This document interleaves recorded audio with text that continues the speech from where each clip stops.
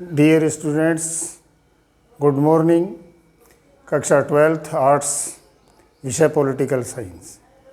जैसा कि हमने आपको 2 मूल अधिकार कंप्लीट करवा दिए थे और जो तीसरा मूल अधिकार है वो है आपके सामने, वो है शोषण के विरुद्ध अधिकार।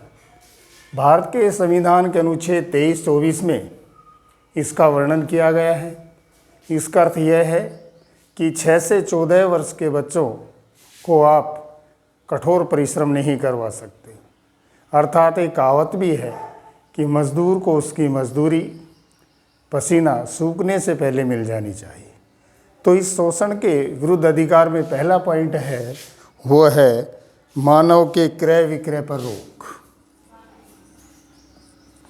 मानव के क्रय विक्रय पर रोक, कि आप मानव को यानी मनुष्य को खरीद फरोख्त नहीं कर सकते, उसको दास गुलाम नहीं बना सकते।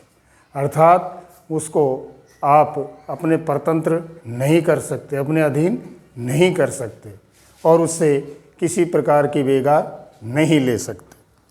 दूसरा पॉइंट है बाल श्रम का निषेध। बाल श्रम का निषेध यानी 6 से 14 वर्ष के बच्चों से आप कठोर परिश्रम नहीं करा सकते, जैसे भट्टा है, कोयला है, खदान है आदि। फिर है, ये था इसमें अनुच्छेद 24 में इसका वर्णन किया गया है और ये था 23 में क्रय विक्रय, ये अनुच्छेद 24 में। तो इस प्रकार से ये आपका तीसरा मूल अधिकार हुआ। फिर है चौथा मूल अधिकार, धार्मिक स्वतंत्रता का अधिकार। धार्मिक स्वतंत्रता का अधिकार। भारतीय संविधान में एक विशेषता है भारतीय संविधान की, वो क्या है कि हमारा भारतीय का जो संविधान है वह एक धर्मनिरपेक्ष राष्ट्र है। अर्थात राज्य या राष्ट्र का अपना हमारे यहाँ कोई निजी धर्म नहीं है। हिंदू, मुस्लिम, सिख, ईसाई, जैन, क्रिश्चियन, बौद्ध, पारसी सब धर्मावलंबी भारत में निवास कर सकते हैं और रहते भी हैं।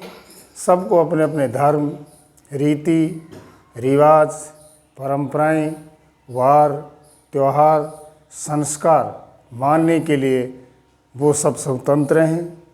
राज्य या राष्ट्र की तरफ से उन पर किसी भी प्रकार का कोई प्रतिबंध नहीं है। ये नारा भी है, जैसे हिंदू, मुस्लिम, सिख, ईसाई आपस में सब भाई भाई। इसमें अनुच्छेद 25 से 28, 25 to 28 अनुच्छेद में इस धार्मिक स्वतंत्रता का वर्णन किया गया है। फिर है, इसी में पॉइंट बनता है इसका, अंतःकरण। अंतःकरण की स्वतंत्रता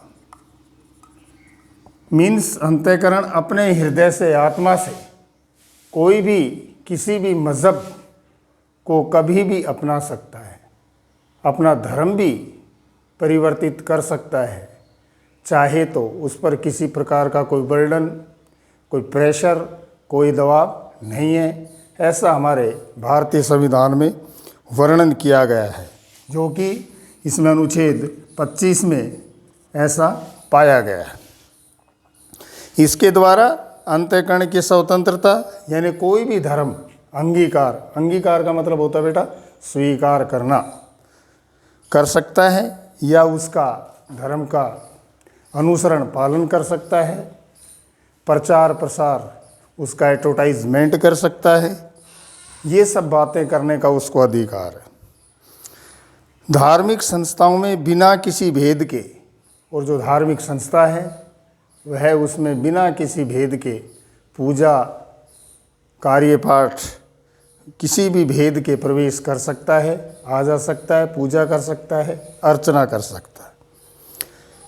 नंबर 2, धार्मिक मामलों का प्रबंध करने की स्वतंत्रता। अनुच्छेद 26 कि धार्मिक धर्म से संबंधित कोई भी मुद्दा या मामला है उसका उस धर्म का व्यक्ति प्रबंध कर सकता है, जो अनुच्छेद 26 में इसका वर्णन किया गया है।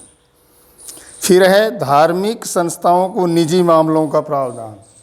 और जो धार्मिक संस्था है उनको जो निजी मामले हैं, निजी मुद्दे हैं, उनका भी उनको प्रावधान दिया गया है। धार्मिक कार्यों का दान लेना व देना मुक्त। जो धर्म से संबंधित, जो धर्म के विषय में, धर्म के मैटर में कोई पैसा लेना या देना है, उसके लिए वह स्वतंत्र है। जैसे डोनेशन है, दान है, या किसी बिल्डिंग इमारत का निर्माण करना है, खाना है, पान है, जो धर्म से संबंधित जो आयोजन होते हैं उनमें वह स्वतंत्र है। फिर है चल व अचल संपत्ति का अर्जन व स्वामित्व का अधिकार।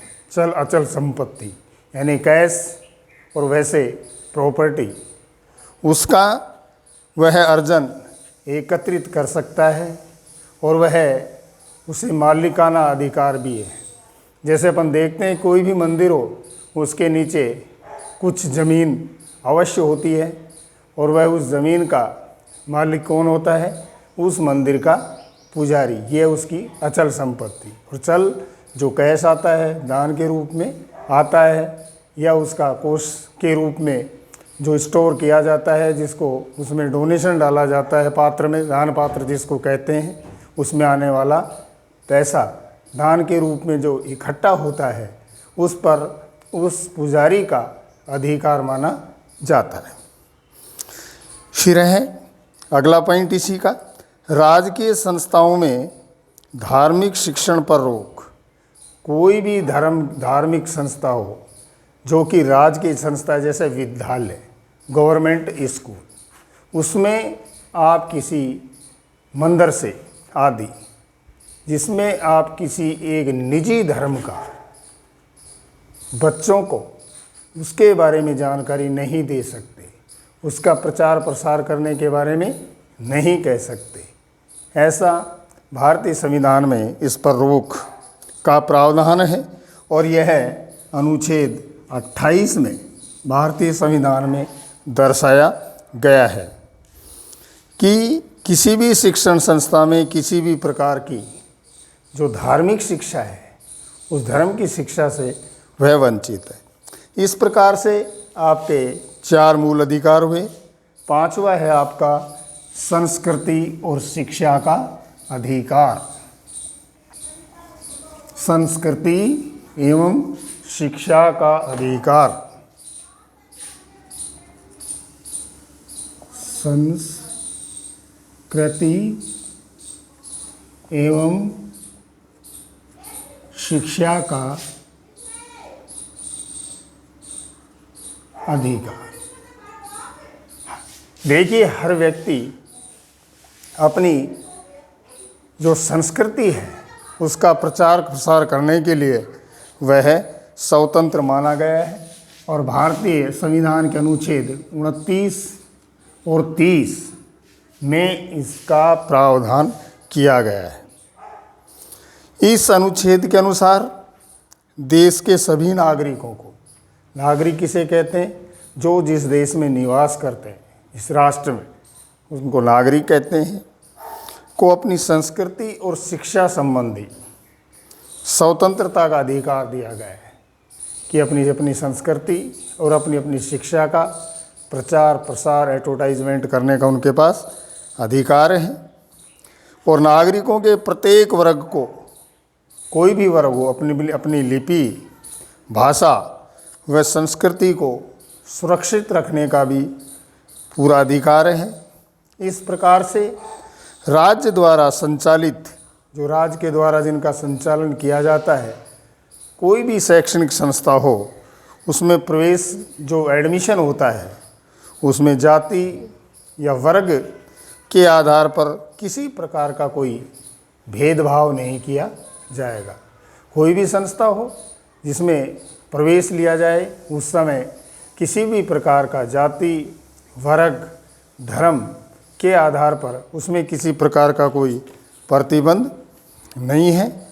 फिर है इसी में कि अल्पसंख्यक वर्ग को शिक्षण संस्थाओं की स्थापना, अल्पसंख्यक जिनकी संख्या कम हो वो अपनी शिक्षण संस्था स्थापित कर सकते हैं, उसका संचालन कर सकते हैं। अनुच्छेद 30 में इसका वर्णन है और अपनी इच्छा अनुसार उसको चला सकते हैं।